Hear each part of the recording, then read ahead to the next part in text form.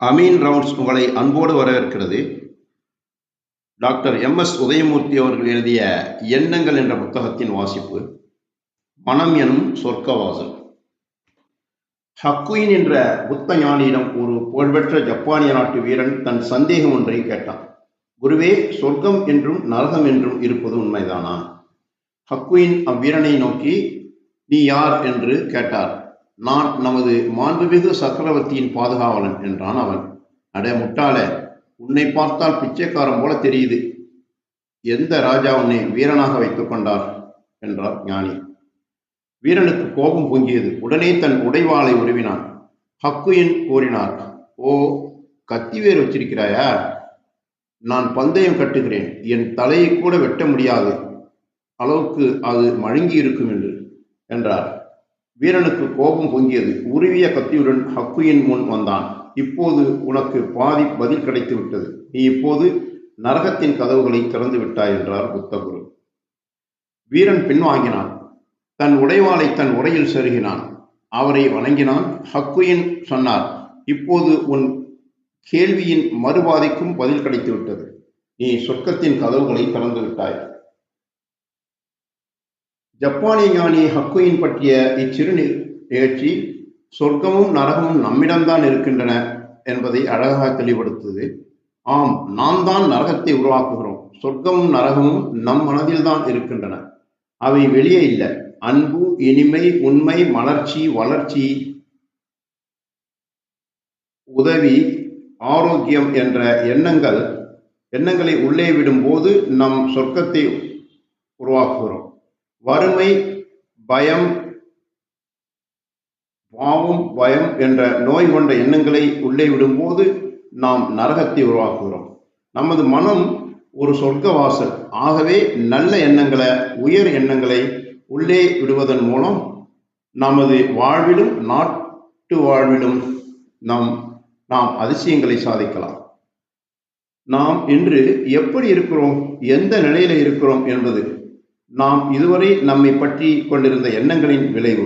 நமது எண்ணங்களின் உயரமே நமது குறிக்கோளின் உயரமே நமது உயரம். நமது குறிக்கோள், நமது ஆசை எவ்வளவு சிறிதாயிருக்கிறதோ அந்த அளவிற்கு நாம் சிறக்கிறோம். தாலுகா ஆபீஸில் குமாஸ்தாவாக வேலை செய்து கொண்டு நமது எண்ணங்கள் அதை விட்டு தாண்டாமல் இருந்தால் நாம் ஒரு மதிப்புக்குரிய வயதேறிய தாலுகா ஆபீஸ் குமாஸ்தாவாக பதவி ஓய்வு பெறுவோம். அல்லது தாலுகா ஆபீஸில் இருந்தாலும் நாட்டை பற்றி சிந்தித்தால், எண்ணங்களை வளரவிட்டால் ஒரு நாள் நாம் நாட்டின் தலைவராக உயர முடியும். எண்ணமே முன்னேற்றத்தின் ஆணிவேர். எண்ணம் காந்த சக்தி கொண்டது, வசீகரிக்கும் தன்மை பெற்றது. ஆகவே நமது எண்ணங்கள் அதன் விளைவுகளை புறச்சூழ்நிலையில் உருவாக்கும். எங்கே போக ஆசைப்படுகிறோமோ அங்கே போக வழி பிறக்கும், பாதை அமையும்.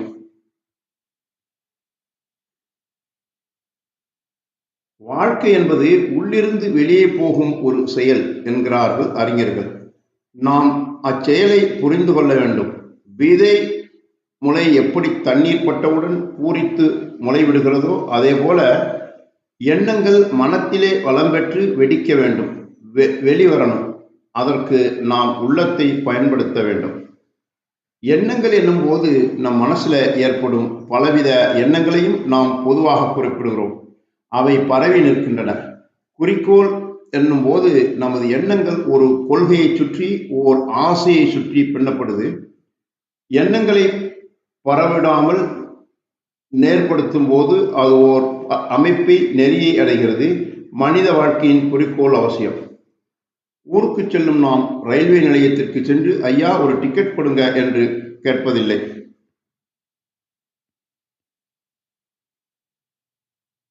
இன்ன ஊருக்கு போகிறோம் என்று திட்டம் இருக்கிறது. நம்மிடம் ஏதோ ஒரு ரயிலில் ஏறி உட்கார்ந்து கொண்டு ஏதோ ஒரு ஊருக்கு பயணம் செய்தவர்களை இதுவரை நாம் கண்டதில்லை. ஆனால் நம்மில் பலரோ ஒரு திட்டமில்லாமல் வாழ்க்கை பயணத்தை செய்கிறோம். நாம் நம் மனசுக்கு ஒரு திட்டத்தை, ஒரு தெளிவை, ஒரு குறிக்கோளை கொடுக்கணும். மனம் ஓர் அசாதாரணமான இயக்கம். நாம் அதனிடம் ஒரு தெளிவான குறிக்கோளை கொடுத்து விட்டோமானால், மனசிற்கு உத்தரவு போட்டு விட்டோமானால் நிச்சயம் அது அந்த ஊருக்கு அழைத்து செல்லும். மனம் ஒன்றும் பொய்ப்பதில்லை, ஏமாற்றுவதில்லை. எத்தனையோ துறைகளில் வல்லுநர்களை நீங்கள் கண்டிருப்பீங்க. அவர்களில் யாரையாவது பார்த்து நீங்கள் எப்படி இவ்வளவு திறமை பெற்றீர்கள் என்று கேட்டு பார்த்தா அவர்கள் கதை சின்ன வயசுலேயே எனக்கு அப்படி ஒரு ஆசை உண்டு என்றுதான் தோன்றும். எண்ணங்கள் நெறிப்படுத்தப்படும் போது, ஒழுங்குபடுத்தப்படும் போது அது குறிக்கோளாகிறது, லட்சியமாகுது.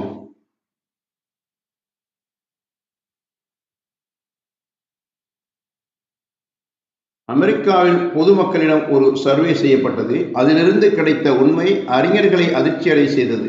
கணக்கெடுப்பில் பதிலளித்த பாதி பேருக்கு குறிக்கோள் ஒன்றும் இல்லை. கல்லூரியில் படிக்கும் மாணவர்களை இது பற்றி விசாரித்தோம். சுமார் கால் பகுதியினருக்கு ஒன்றும் குறிக்கோளோ லட்சியமோ இல்லை. மற்றொரு கால் பகுதியினருக்கு அவர்கள் குறிக்கோள் பற்றி ஒன்றும் தெளிவு இல்லை. குழப்பமான குறிக்கோள்களை கொண்டிருந்தனர்.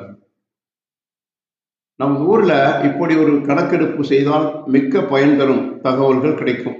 நமது ஊர்ல தெருவில் போவோரை தெரிந்தவர்களை பார்த்து கேளுங்கள். பெரும்பாலும் அவர்கள் என்னமோ ஓடுது, ஆண்டவன் படியளக்கிறான் என்று கூறுவதை காணலாம். வாழ்க்கை ஒரு போராட்டம் என்று சிலர் கருதுகிறாங்க. ஆனால் பெரும்பாலானவர்களோ வாழ்க்கையை ஒரு நீரோட்டமாக எண்ணுகின்றனர்.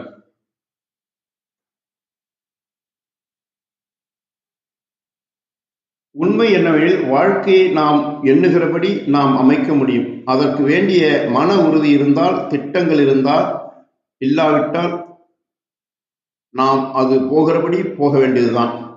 வள்ளுவர் கூறுகிறார், விதியை புறமுதுகிடச் செய்யலாம், ஒரு குறிக்கோளை நோக்கி ஓயாது உழைத்தால் என்று.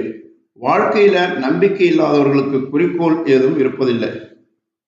குறிக்கோள் என்பது வெறும் ஆசை அல்ல. ஆசைக்கு மேல் அதிகம் நமக்கு ஈடுபாடு இருக்க வேண்டும். நம் குறிக்கோளை நாம் வடிவ ரூபத்தில் காணணும். உடலால் உணர வேண்டும், ருசிக்க வேண்டும், நுகர வேண்டும். நாம் அறத்துடன் வாழ வேண்டும். விவேகானந்தர் கூறினார், நீருக்குள் அமுக்கி இருப்பவனை வெளியே வர எப்படி துடிக்கிறானோ அத்தகைய வேகம் நமக்கு வேண்டும் என்று. அத்தகைய துடிப்பை குறிக்கோள் அடையும் போது எண்ணங்கள் சித்தியாக, சாதனைகளாக மலர்கின்றன. Thanks for watching. Please subscribe our YouTube channel.